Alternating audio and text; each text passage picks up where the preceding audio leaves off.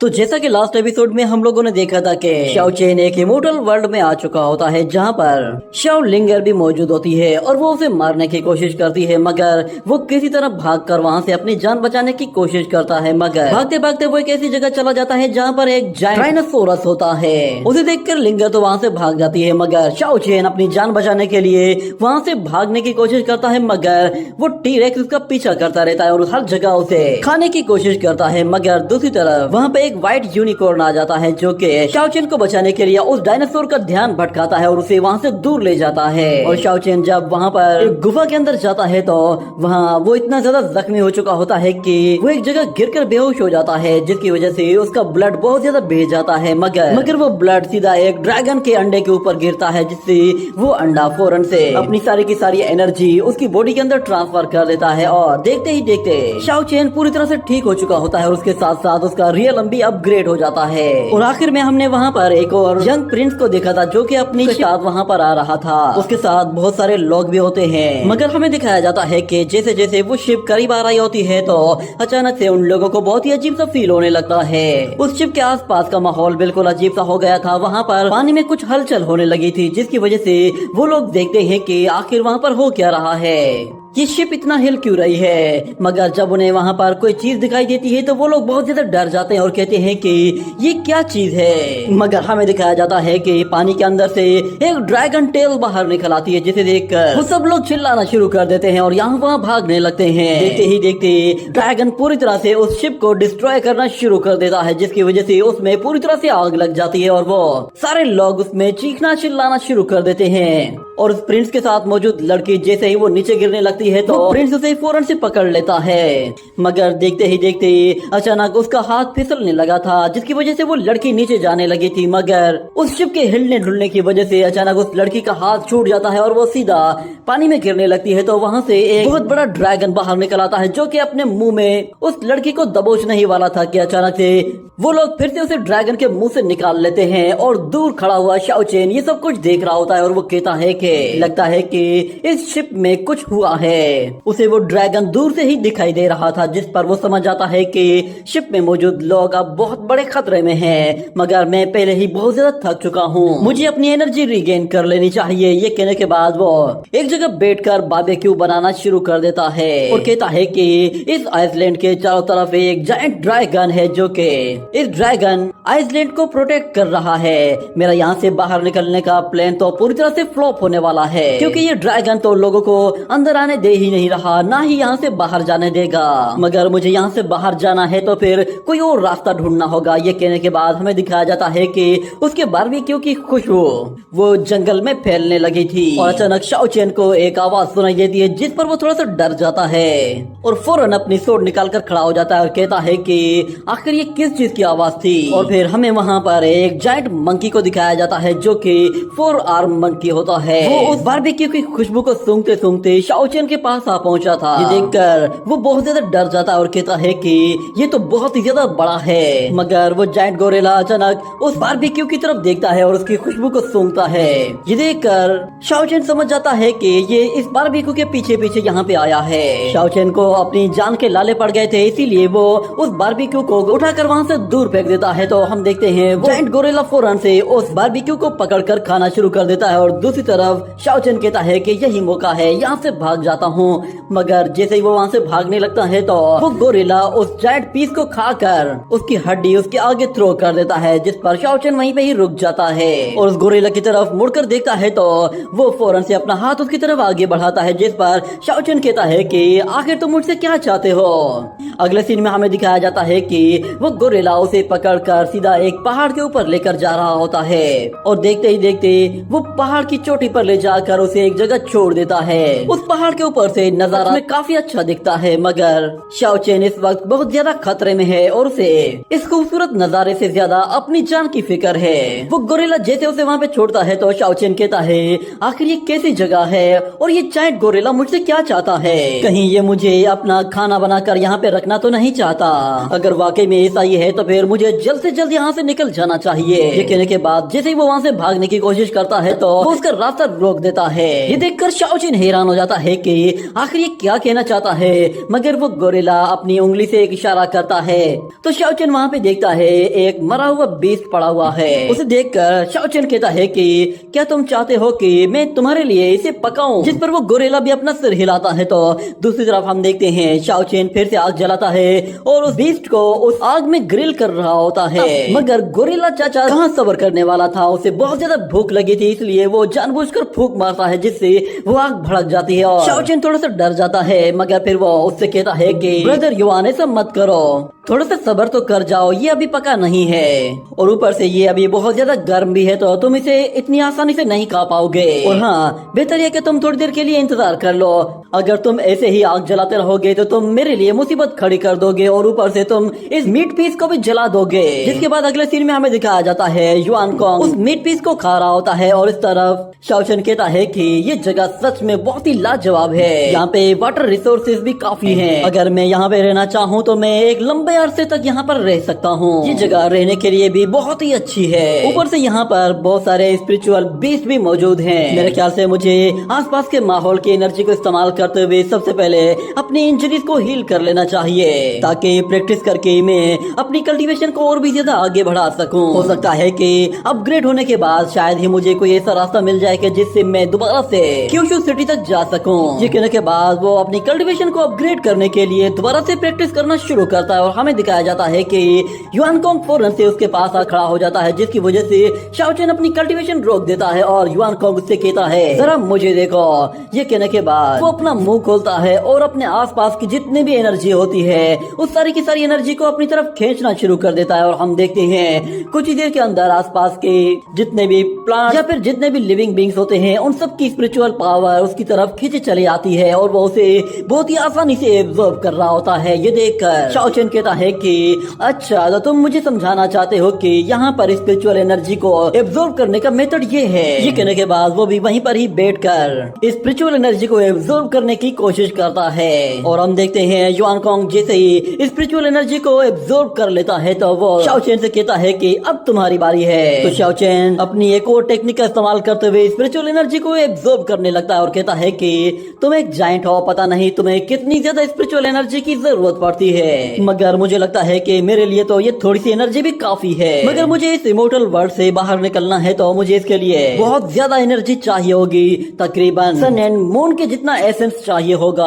अगर मैं बहुत ज्यादा एनर्जी एक जगह इकट्ठी कर लूं और उसे एब्जॉर्ब कर लूं तो मुझे लगता है कि मैं फर्स्ट लेवल ऑफ हेवन को भी एक्टिवेट कर सकता हूं। यहाँ पे एनर्जी की भरमार है, लगता है मैं अपना अगला ब्रेक थ्रू भी बहुत जल्द कंप्लीट कर लूंगा। फिर अगले सीन में हमें दिखाया जाता है कि शाओचिन एक पहाड़ के ऊपर आकर खड़ा हो जाता है और वो कहता है कि पता नहीं जाओ लिंगर वो कहाँ पे है, क्योंकि वो भी मेरे साथ ही इसी ड्रैगन आइसलैंड में ही मौजूद है, तो हो सकता है कि वो मुझे दोबारा से मारने की कोशिश करे। मगर दूसरी तरफ वो उस इमोर्टल लेडी के बारे में कहता है कि वो भी तो हमारे साथ ही यहाँ पर आई थी, मगर वो कहाँ चली गई, शायद वो भी इसी ड्रैगन आइसलैंड में ही होगी। मगर मुझे ये मालूम नहीं है कि ये ड्रैगन आइसलैंड कितना बड़ा है और ये भी नहीं जानता कि ड्रैगन आइसलैंड में कितने ड्रैगन मौजूद हैं। मुझे अपनी कल्टीवेशन को ज्यादा से ज्यादा अपग्रेड करना होगा, वरना मैं इस आइसलैंड में हमेशा के लिए फंस कर रह जाऊंगा। सिर्फ एक यही रास्ता है, जैसे ही मेरा रियलम अपग्रेड होने लगेगा मैं फौरन से यहाँ से निकलकर दूसरे आइसलैंड की तरफ जा सकता हूँ और वहाँ पे अपने जैसे लोगों के साथ जाकर मिल सकता हूँ और खास तौर पर उस इमोर्टल लेडी और उस पागल सी लड़की को भी ढूंढकर यहाँ से बाहर निकाल सकता हूँ। अगले सीन में हमें दिखाया जाता है लिंगर, वो एक अलग ही जगह पहुँची होती है और काफी ज्यादा थकी हुई भी लग रही थी, मगर वो कंटिन्यूसली आगे बढ़ती जा रही थी। और इस तरफ शाओचिन अभी उस युआन कॉन्ग के साथ फंसा हुआ होता है, वो उसे कहीं भी जाने नहीं दे रहा था। अगले सीन में हम दोबारा से शाओ लिंगर को देखते हैं, वो घूमते फिरते एक जंगल में आ पहुंची थी, जहां उसे बहुत सारे चिमगादड़ दिखाई देते हैं जो कि उसे देखते ही फौरन से वहां से उड़कर दूर जाने की कोशिश करते हैं। और इस तरफ शाओचिन उस युआन कॉन्ग के साथ अपनी ट्रेनिंग भी कर रहा होता है और साथ में उसे खिला पिला भी रहा होता है। उसने सेम टू सेम गोरेला की तरह ही रस्सियों के साथ लटकते हुए दूर जाने की भी टेक्निक को सीख लिया था। और इस तरफ लिंगर वो ऐसे दरख्त के पास आ पहुंचती है जहाँ पर उसे एक सफेद घोड़ा दिखाई देता है जो कि काफी उदास खड़ा हुआ था। वो उस घोड़े को देखते ही फौरन से उसके पास चली आती है। और इस तरफ जायंट युआन कॉन्ग सो जाता है तो शाओ चेन मौका देखते ही वहाँ से बाहर निकल आता है और वो कहता है कि मैं हर रोज यहाँ पर बारबेक्यूज बनाकर खा रहा हूँ, मुझे अपने फूड को चेंज करना चाहिए। फाइनली यहाँ पे कुछ फ्रूट्स मिल गए हैं तो फिलहाल इन्हें ही खाकर गुजारा करता हूँ। मैं युआन को बाद में ये फ्रूट्स दे दूंगा। वो वहाँ से एक सेब तोड़कर खाने की कोशिश करता है मगर इतने में वो व्हाइट हॉर्स उसे वहाँ पर दिखाई देता है जिसे देखकर वो काफी खुश होता है और कहता है कि ये तो वही यूनिकॉर्न है। वो उससे कहता है कि उस ड्रैगन से मेरी जान बचाने के लिए बहुत बहुत शुक्रिया। अगर तुमने उस दिन मेरी मदद ना की होती तो शायद मैं वहाँ पे मारा जाता। ये लो, ये तुम्हारा रिवार्ड है। ये कहने के बाद वो उसे एक सेब खिलाता है जिस पर वो घोड़ा बहुत ज्यादा खुश होता है और भागते हुए फिर से वहाँ से निकल जाता है। जिस पर शाओ चेन कहता है कि तुम अब कहाँ जा रहे हो, मगर हम देखते हैं कि वहाँ पर शाओ लिंगर भी आ पहुंची थी। वो उस व्हाइट हॉर्स को तलाश कर रही थी और कहती है कि ये अचानक से कहाँ भाग कर चला गया। वो उसे ढूंढते ढूंढते बिल्कुल शाओ चेन के पास आ पहुंचती है और जैसे ही वो उसे देखती है तो उसे पता चल जाता है कि ये अभी भी जिंदा है। वो अपनी सोड निकाल कर कहती है कि अच्छा तो तुम उस ड्रैगन से बच गए हो। वो उस पर एक बहुत ही पावरफुल एनर्जी स्प्लैश अटैक करती है जिससे शाओ चेन खुद को बचा लेता है, मगर वो अटैक इतना खतरनाक होता है कि बहुत सारे बैम्बू ट्रीज को काट कर रख देता है। और फिर लिंगर शाओ चेन से कहती है कि सच में मैंने सोचा भी नहीं था कि तुम उस ड्रैगन के मुंह से भी बाहर निकल आओगे।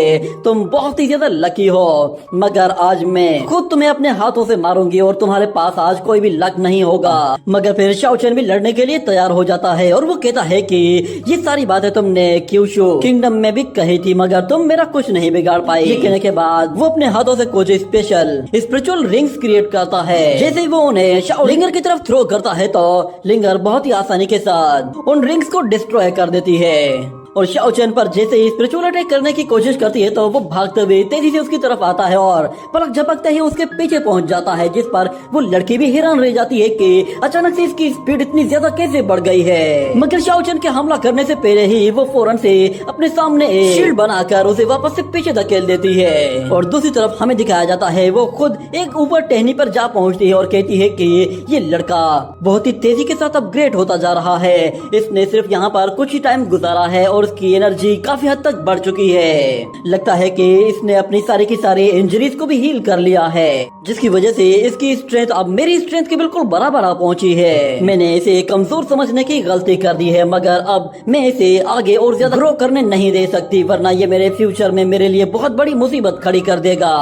लिंगर जैसे ही आगे बढ़ती है तो शाओ चेन वहाँ से भागने लगता है और लिंगर भी फिर फौरन से उसका पीछा करती है और उस पर अपनी सोर्ड से अटैक करते हुए जाती है। मगर शाओ चेन बहुत ही आसानी से उसके अटैक को डॉज कर रहा होता है। मगर एक जगह आते ही शाओ चेन जैसे ही जंप लगाता है तो लिंगर उसके पीछे पीछे चले जाती है और अपनी सोर्ड से उसे मारने ही वाली होती है कि शाओ चेन फौरन से अपनी शील्ड एक्टिवेट कर लेता है, जिससे वो खुद को बचाना चाहता था, मगर वो शील्ड तोड़कर बिखर जाती है और शाओ चेन वहाँ से दूर जा गिरता है। इस अटैक की वजह से वो थोड़ा सा इंजर्ड हो गया था, मगर वो अब बहुत ज्यादा गुस्से में भी था। उस लड़की के अटैक करने की वजह से वो उससे कहता है कि बस अब बहुत हो गया, तुम बार बार मुझे मारने की कोशिश कर रही हो, मैं इससे तंग आ चुका हूँ। ये कहने के बाद वो फौरन से अपनी श्वान ज़ेंग टेक्निक का इस्तेमाल करता है, जो कि उसकी स्पिरिचुअल ड्रैगन टेक्निक होती है। वो उस टेक्निक से उस लड़की पर जैसे हमला करता है तो शाओ लिंगर उससे वहाँ से दूर जा गिरती है, मगर उससे वो काफी इंजर्ड भी हो गई थी। और इस तरफ शाओ चेन उस अटैक को यूज करने के बाद काफी ज्यादा वीकनेस फील करने लगा था, जिस पर वो खुद भी कहता है कि ये अटैक तो बहुत ही ज्यादा पावरफुल है, इसने तकरीबन मेरी आधी से ज्यादा एनर्जी को एब्जॉर्ब कर लिया है। मगर दूसरी तरफ वो लड़की फिर से खड़ी हो जाती है और वो कहता है कि इस लड़की को आखिर में कैसे हराऊं, क्योंकि मैं अब बहुत ज्यादा वीक हो चुका हूँ, मुझे नहीं लगता कि मैं अब ज्यादा देर तक सरवाइव कर पाऊंगा। और इस तरह फिर वो लड़की कहती है कि इसने सिर्फ यहाँ पर कुछ ही टाइम गुजारा है और ये इतना अपग्रेड हो चुका है कि ये मुझे मार सकता है। इससे पहले कि ये लड़का मुझे मारे, मुझे इसे एलिमिनेट कर देना चाहिए, वरना ये आगे चलकर मुझे मार भी सकता है। ये कहने के बाद वो फुल पावर को एक्टिवेट करते हुए कहती है कि शाओ चेन, तुमने खुद मुझे ये अटैक करने पर मजबूर किया है, इसलिए आज तुम्हें मरना होगा। ये कहने के बाद हम देखते हैं कि शाओ चेन भी उस अटैक के लिए अपनी शील्ड बना लेता है, मगर जैसे ही वो लड़की उस पर हमला करती है तो हम देखते हैं कि वो अटैक इतना ज्यादा स्ट्रॉन्ग होता है कि शाओ चेन की शील्ड पूरी तरह से तितर बितर हो जाती है और वो अटैक सीधा जाकर उसे हिट करता है और शाओ चेन वहाँ से बहुत ही दूर जा गिरता है। और वो जैसे ही दोबारा खड़ा होने की कोशिश करता है तो वो देखता है कि लिंगर तो उसके ऊपर आ चुकी है और वो उसे दोबारा मारने की कोशिश कर रही है और उसने अटैक करने के लिए अपनी एक जायंट सूट का इस्तेमाल भी किया है। वो सूट जैसे ही उसके करीब पहुंचती है तो दूसरी तरफ जायंट पत्थर उसकी तरफ आ रहा होता है। ये देखते ही शाओ लिंगर फौरन से अपने अटैक को रोककर उस पत्थर को बीच में से काट कर खुद को बचा लेती है। और फिर युआन कोंग वो भी वहाँ पर आ पहुँचता है। उसे वहाँ पर देखकर वो लड़की भी डर जाती है क्योंकि वो बहुत ही जोर से धाड़ रहा होता है जैसे कि उसे बहुत ही ज्यादा गुस्सा हो। इतने जायंट बीस्ट को वो पहली मर्तबा देख रही थी और देखकर कहती है कि ये तो एक प्राइम लेवल का बीस्ट है। वो शाओ चेन से भी कहती है कि चाहे आज कोई बड़ा बीस्ट भी क्यों ना आ जाए मगर वो तुम्हें नहीं बचा सकता। ये कहने के बाद वो उसके बेहद करीब चली जाती है मगर वो जायंट बीस्ट फिर से उसके सामने आ जाता है और उसे एक बहुत ही जोरदार पंच दे मारता है जिसकी वजह से वो शाओ लिंगर को वापस से पीछे धकेल देता है। मगर लिंगर भी हार मानने वाली नहीं थी। वो उस लड़के को हर हाल में मारना चाहती थी जिसकी वजह से वो फौरन से अपनी मल्टी शॉट टेक्निक का इस्तेमाल करती है और से अलग अलग तरह के कलर्स बाहर निकलते हैं जो कि एक बहुत बड़ा रेनबो क्रिएट करते हैं। और वो जायंट युआन कोंग उस रेनबो की तरफ देख रहा होता है और वो शॉट शाओ चेन की तरफ आगे बढ़ रही थी मगर वो जायंट मंकी फिर से अपने हाथों के जरिए उन शॉट्स को रोक लेता है। ये देखकर वो लड़की भी हैरान हो जाती है और शाओ चेन कहता है कि प्लीज ऐसा मत करो वो तुम्हें मार डालेगी। मगर युआन कोंग उसके आगे लोहे की दीवार बना हुआ होता है और सारी शॉट्स को रोक रहा होता है। ये देखते ही फिर वो लड़की अपनी शॉट्स के साथ एक बहुत बड़ी जायंट स्पिरिचुअल शॉट को भी रिलीज करती है जो कि सीधा युआन कोंग के हाथ से आकर टकराती है तो वहाँ पर एक जोरदार धमाका होता है और हम देखते हैं कि युआन कोंग अभी भी बिल्कुल सही सलामत होता है। उसे उस जायंट शॉट के अटैक से भी कुछ नहीं हुआ था मगर इतनी ज्यादा एनर्जी की यूज करने की वजह से अब वो और भी ज्यादा भड़क गया था। और हम देखते हैं कि वो बहुत ही तेजी के साथ शाओ लिंगर को मारने के लिए आगे जा रहा होता है और इस तरफ शाओ लिंगर वो कहती है कि लगता है कि इस लड़के को मारने से पहले इस मॉन्स्टर को मारना पड़ेगा। मगर अचानक से युआन कोंग उसे पकड़ने की कोशिश करता है जिससे वो लड़की बाल बाल बचती है।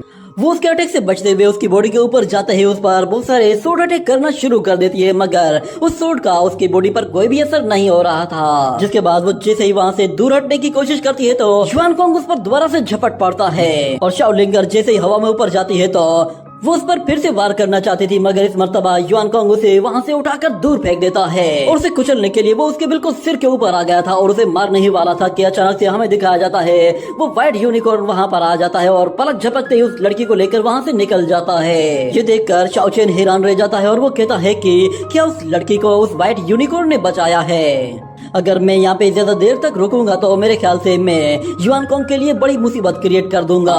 मुझे ये जगह छोड़कर अब कहीं जाना होगा। जिसके बाद अगले सीन में हम लोग देखते हैं कि युआन कोंग शाओ चेन से नाराज होकर उसकी तरफ पीट करके बैठ जाता है। शाओ चेन कहता है कि मैं जानता हूँ कि तुम नाराज हो मगर तुम्हें नाराज होने की जरूरत नहीं है। मैंने तुम्हारे लिए ढेर सारा खाना जमा कर लिया है। तुम्हारे लिए ये खाना काफी होगा, तुम इसे काफी देर तक खा सकते हो। मगर अब मुझे अपने घर जाना होगा क्योंकि मेरा भी एक घर है जहाँ पे कोई मेरा इंतजार कर रहा है और वहाँ तक पहुँचने में मुझे बहुत ही ज्यादा टाइम लग जाएगा, इसीलिए मुझे फौरन से अपनी जर्नी शुरू करनी चाहिए। ये सुनने के बाद युआन कोंग खड़ा हो जाता है और हमें दिखाया जाता है कि उसके पास में बहुत ज्यादा फल फ्रूट और मीट भी पड़ा हुआ होता है जो कि शाओ चेन ने उसके लिए जमा किया था। और फिर वो युआन कोंग से कहता है कि मैं जानता हूँ कि ये तुम्हारा घर है इसलिए तुम इस घर को नहीं छोड़ सकते, मगर ये मेरा घर नहीं है इसीलिए मैं यहाँ पे नहीं रह सकता।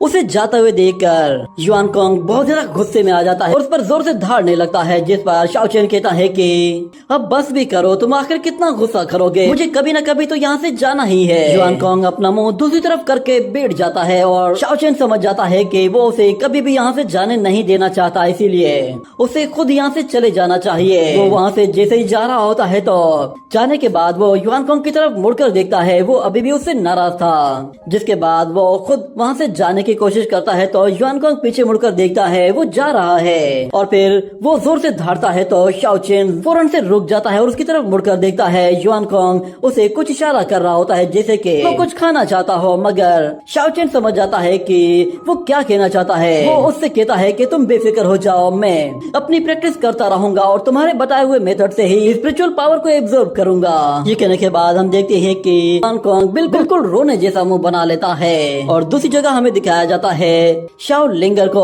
वो काफी जख्मी थी और उस घोड़े के साथ वो एक जगह बैठी हुई होती है। वो उस घोड़े से कहती है कि क्या तुम्हारी इंजरी ठीक हो गई है? मैं बस तुम्हें थैंक्स कहना चाहती हूँ क्योंकि तुमने मेरी जान बचाई है। ये जगह सच में बहुत ही ज्यादा खूबसूरत है, मगर ये जगह मेरे घर जैसी बिल्कुल भी नहीं। यहाँ पे कोई भी क्राउड मौजूद नहीं, ना ही मुझे यहाँ पे कोई अटेंशन मिलने वाली है। यूँ समझ लो कि मैं अब कोई रॉयल फैमिली की मेंबर भी नहीं रही। वो बहुत ही जल्दी समझ गई थी कि अब वो यहाँ पर बिल्कुल अकेली है। उसे सरवाइव करने के लिए खुद से ही कोशिश करनी होगी, क्योंकि अब वो यहाँ पर किसी को ना ऑर्डर दे सकती है, ना ही कोई उसका ऑर्डर मानने वाला यहाँ पर मौजूद है। वो उस घोड़े के पास आती है और कहती है कि ये जगह बहुत ही ज्यादा खतरनाक है, क्योंकि बाहर तो बहुत ज्यादा मॉन्स्टर्स और बीस्ट मौजूद हैं। आखिर तुम यहाँ पर कैसे सरवाइव कर रहे हो? आखिर मैं यहाँ पर कैसे सरवाइव करूंगी? ये कहते कहते वो उस घोड़े के बेहद करीब आ जाती है और वो घोड़ा भी उसे गौर से देखने लगता है। जिसके बाद शाओ लिंगर अपना हाथ आगे बढ़ाती है और उसके सींग को टच करने की कोशिश कर रही थी, जिस पर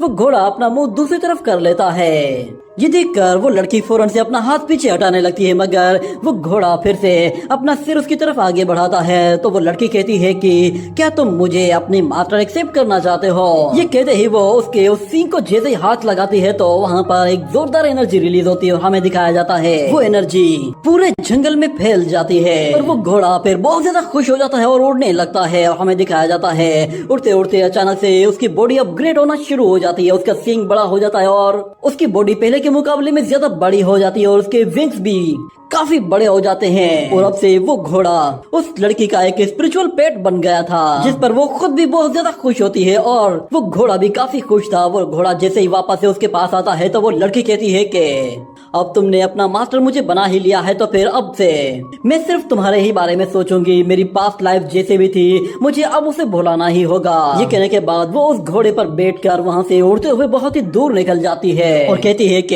अब क्योंकि मैं इस इमोर्टल वर्ल्ड में फंस चुकी हूँ तो अब मुझे एक इमोर्टल बनना ही होगा ताकि मैं इस वर्ल्ड में सरवाइव कर सकूं। जिसके बाद ये सीन यहीं पे ही कट हो जाता है। अगले सीन में हमें दिखाया जाता है कि वो लड़की उस घोड़े के साथ एक समंदर के किनारे पर आ पहुंचती है। वो बहुत ही ज्यादा खुश थी कि इस वर्ल्ड में फाइनली उसे सबसे पहले उसका स्पिरिचुअल पेट मिला है। अचानक उसकी नजर वहाँ पे पड़ी हुई एक शिप पर पड़ती है जो कि उस किनारे पर मौजूद थी। उसकी हालत देखकर वो उसके बारे में जानने के लिए उसके करीब जाती है तो उसे दिखाई देता है कि उस शिप के ऊपर तो कुछ लोग मौजूद हैं जो कि जख्मी हालत में पड़े हुए हैं। उन्हें देखते ही वो उनके करीब जाती है और हमें दिखाया जाता है वो यंग प्रिंस अचानक से होश में आता है तो उसे वहाँ पर लिंगर दिखाई देती है। और इसी के साथ ये एपिसोड यहीं पे ही खत्म हो जाता है।